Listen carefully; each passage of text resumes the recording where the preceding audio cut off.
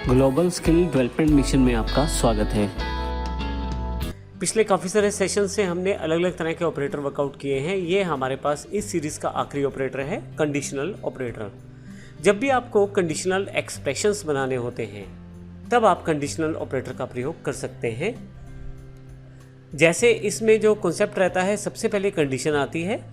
अगर वह condition true रहेगी तो क्वेश्चन मार्क के साथ जो पहली वैल्यू है वो सिलेक्ट की जाएगी, नहीं तो अगर वह कंडीशन फॉल्स रहेगी तो डबल कोलन के पश्चात आने वाली फॉल्स वैल्यू को एक्सेप्ट किया जाएगा। जैसे एग्जांपल के लिए यहाँ नीचे कोड दिया गया है, x यदि लेस देन हो y से, यदि x छोटा है y से तो यहाँ पे x की वैल्यू सिलेक्ट की जाए, परंतु यदि y छोटा है x से तो यहाँ पे y की वैल्यू सिलेक्ट की जाए।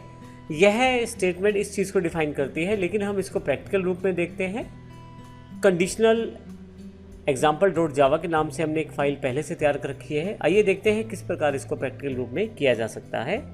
हमारे पास यहाँ सबसे पहले ही मैंने फ़ाइल को ओपन कर रखा है। कंडीशनल example.java के नाम से फ़ाइल है। इसमें मैंने एक क्लास को डिफाइन किया हुआ है, conditional example. Public static void main में मैंने 3 वेरिएबल क्रिएट किए हैं। x में 50 असाइन है, y में 60 असाइन है, z में मैंने कंडीशनल स्टेटमेंट का प्रयोग किया है। यदि आप यहाँ से देखो तो ये कंडीशनल स्टेटमेंट मेरे पास अवेलेबल है। यदि x y से बड़ा हो तो x की वैल्यू को असाइन किया जाए z में, परंतु यदि x छोटा हो y से तो फिर y की वैल्यू को असाइन कर दिया जाए। यदि x की वैल्यू y से बड़ी है तो फिर x को असाइन किया जाए z में, और यदि y की वैल्यू बड़ी है तो फिर y की वैल्यू को z में असाइन किया जाए, यानी कि दोनों केसेस में बड़ा नंबर स्टोर किया जाए z में।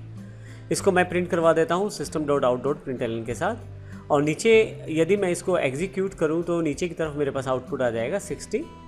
अब मान लीजिए मेरे पास ये नंबर जो है ये 70 हो जाता है x वाला, तो अगर मैं इसको एग्जीक्यूट करूँ तो आप देखेंगे 70। इसका अर्थ ये हुआ कि जो भी बड़ा नंबर है वो z में अब वो स्टोर होगा।